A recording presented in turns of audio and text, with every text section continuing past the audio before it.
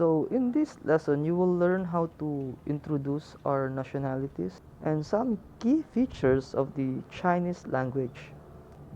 The word order of basic Chinese sentence follows the subject-verb-object sequence. As you can see in this example, I love you, you drink tea, will be our example. In the first part, 我爱你，我爱你，你喝茶，你喝茶。With Chinese verbs, unlike in many languages, Chinese verbs typically have only one dictionary form and no other conjunctuated forms. And the same goes for Chinese nouns, pronouns, and adjectives. They are never affected by tenses, persons, or plurality. For example, the word 是 or to be. It never changes its form no matter what the subject is. 我喜欢她. That means I like her. 她喜欢我.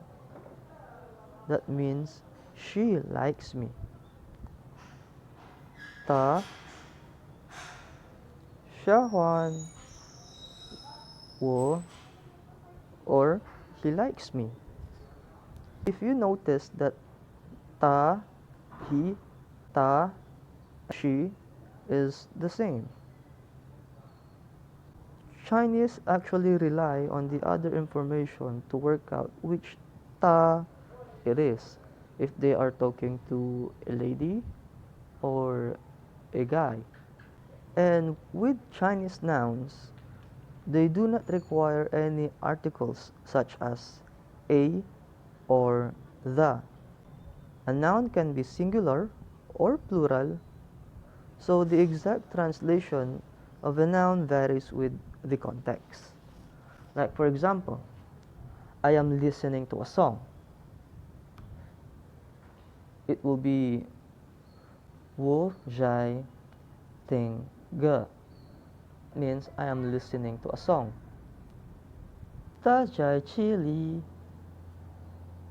he is eating a pear or pears. The next one is the plural marker 们. The character 们 is a plural marker. We add it after nouns representing persons or pronouns to form the plural forms. In spoken Chinese, 们 is pronounced with a light neutral tone.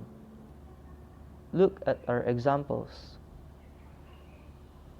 我们 is we or us. 你们 is you plural.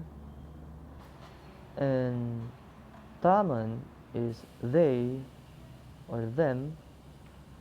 It can either be male or female depending on your noun.